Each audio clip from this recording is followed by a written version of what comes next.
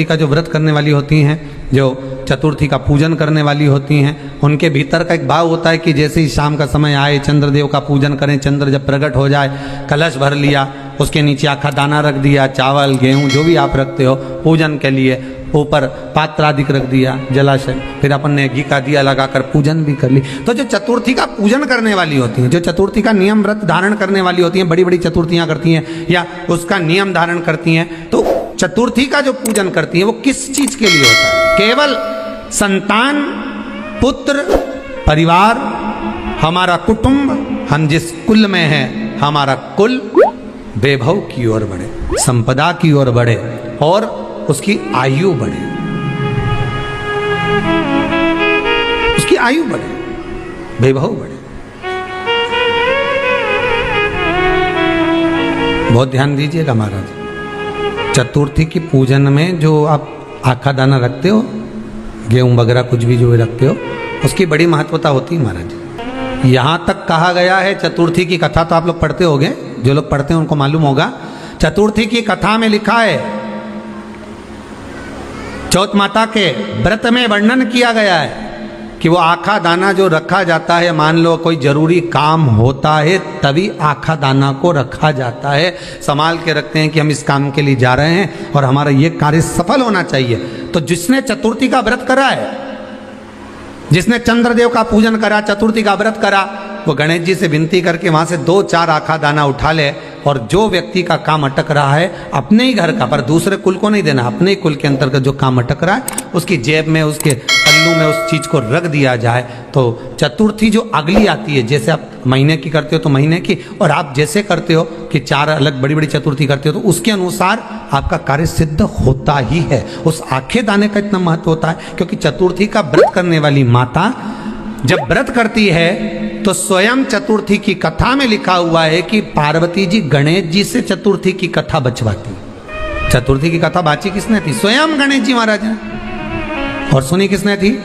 माता पार्वती। बाचने वाले गणेश जी थे, सुनने वाली माता पार्वती थी। तो चतुर्थी की कथा जब होती है तो उसको स्वयं गणेश जी बाच रहे हैं, तो व्रत कौन सुन रही है? माता पार्वती। और आपने जो आखा दाना लिया वो गणेश जी के भाव से लिया, गणेश जी से निवेदन करके, विनय करके, प्रार्थना कर उसको प्राप्त किया। अच्छा, संतान नहीं हो, किसी नारी की गोद, अगर स्त्री की गोद अगर खाली रह जाए तो भी दुख होता है उसको कि मेरे घर में औलाद नहीं, संतान नहीं। हम कई बार कहे, आज फिर कहते हैं, ये टेस्ट भी बाद में कराना, सारी जांचें बाद में कराना। एक बार शंकर का भजन कर देख। पिछले वर्ष कथा में तुमरुका जी की जो कथा कही थी, यूट्यूब पर डली हुई, अगर आप लोगों ने नहीं सुनी हो तो उसको निकालना यूट्यूब पर। श्री तुमरुका शिव महापुराण की कथा हमने कही थी, तुमरुका जी का व्याख्यान, उसमें वर्णन किया था। सब जगह से अगर हार जाओ और सारे रिपोर्ट आपकी आपने सब दूर दिखा ली, तो एक बार शंकर पर भरोसा कर तुमरुका जी का नाम लेकर सफेद आंकड़े की जड़ को शिवजी पे से रजस्वला धर्म के 7वें दिन 21 बार घुमा लो, नाम गोत्र बोलकर कमर में लाल धागे में बांध लो, पीपल के पत्ते शिवजी को चढ़ाओ, उठाकर लाओ, उस एक पत्ते को रात्रि को गाय के दूध में उकालो और उस दूध को दोनों पति पत्नी पियो, साथ रहिए। समय आएगा, बाबा चाहेगा तो 3 या 4 महीने में गर्भ ठहर ही जाएगा। सारे डॉक्टर को दिखा लिया अपनी जगह, टेस्ट भी करवा लिया अपनी जगह, पर एक बार प्रयोग, और वो विश्वास रखकर करना पड़ेगा। शंकर पर जो भी कार्य कर रहे हो आप, जो उपाय कर रहे हो आप, शिव का स्मरण कर, भगवान पर अगर विश्वास रखोगे, भरोसो दृढ़ इन चरणन करो, श्री वल्लभ नख चंद्र छटा बिन सब जगह माही अंधेरो। अगर भरोसा है तो शंकर है, और भरोसा नहीं तो शिव कहां से? एक छोटा सा कपूर का टुकड़ा जब आरती में जलाया जाता है तो ये कपूर क्यों जलाते हैं? इस कपूर का महत्व क्या है? इस कपूर का कारण क्या है? ये कपूर है कौन जिसको हम आरती में जलाएं?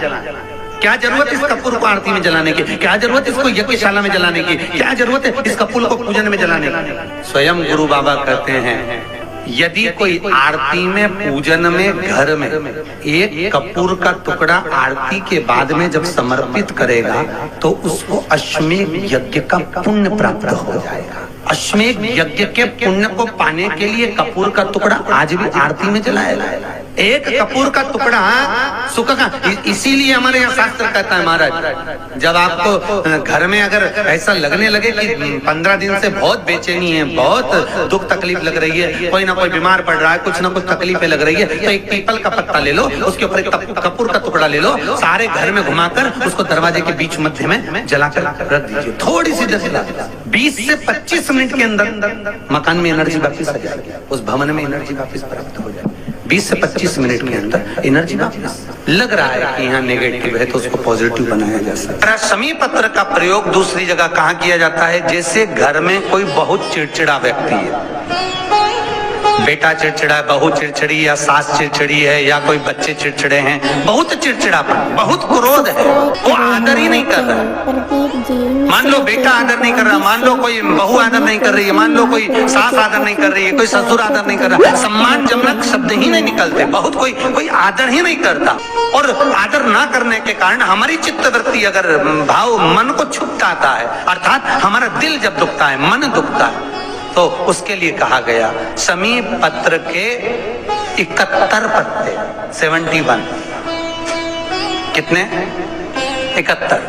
कभी यदि आप लोग 71 पत्ते समी पत्र के हाथ की अंजलि में लेकर, उस पर हाथ की अंजलि में लेकर 71 ही चावल के दाने, पूर्ण अक्षर, क्योंकि शंकर भगवान को खंडित अक्षर मान्य नहीं है, तो पूर्ण अक्षर, जो पूर्ण अक्षत होते हैं, चावल का संपूर्ण दाना, पूरा दाना, कोई टूटा हुआ ना, पूर्ण अक्षत, 71 समी के पत्ते, 71 चावल के दाने, हाथ की अंजलि में लेकर, जो सम्मान ना करता हो, चिड़चिड़ प्रवृत्ति का हो, भाव शुद्ध ना हो, ऐसे जीव का स्मरण कर कर अशोक सुंदरी हाथ में रखकर अशोक सुंदरी को छुआकर जो शंकर के शिवलिंग को समर्पित कर देता है, भगवान उसके हृदय में शीतलता का अनुभव कराता है, उत्पन्न करता है, शीतल प्रेम उत्पन्न करता है, उस घर का क्लेश अशांति दूर होता है। समी पत्र का इतना अमल कहते हैं, राम कथा तो कहती संत चलते फिरते तीर्थ, जब वो जाते हैं उनके चरण पड़ते ही ना जाने हमारे घर में कोई नेगेटिव ऊर्जा हो तो बाहर निकल जाए, बाहर चित्तवृत्ति में वही भगवान शिव का स्मरण हो, शंकर का अनुमोदन हो, शंकर का महीने में एक बार पानी के लोटे में, जल के पात्र में थोड़ा सा दूध डालकर, 5 काली मिर्ची डालकर शंकर को समर्पित करते रहो, तो जिंदगी में कभी घर के अंदर कोई बड़ी बीमारी प्रवेश नहीं कर सकती, कभी जिंदगी में नहीं आ सकती। बस जल के पात्र में थोड़ा सा दूध डालिए, 5 काली मिर्ची चढ़ा दी और शंकर को समर्पित कर किया, कुंदकेश्वर महादेव के नाम से। कौन से महादेव? जम के बोलिए, कुंदकेश्वर। हम तो उनसे भी कहते हैं जिनको अटैक की बीमारी हो, जिनकी नसें चौक हो गई हो या ब्लड के थक्के जम गए हो, जिनके शरीर के अंदर डॉक्टर ने कह दिया बाईपास करवाइए, उन तक से निवेदन है। और कई लोगों ने इसका उपाय करा और कई लोगों को ऑपरेशन की जरूरत नहीं पड़ी, बाईपास की जरूरत। आपसे भी निवेदन है, आपको बताया हो बाईपास होगा, अटैक आ गया या आपका ऑपरेशन होना है, करके देखो, 5-6 बार करो, डॉक्टर को फिर चेक कराना, नसें फिर चालू हो जाएगी, चौक नहीं रहेगी। बड़ी से बड़ी बीमारी का भी शिव ओघड़ी ऐसा, वो दयालु।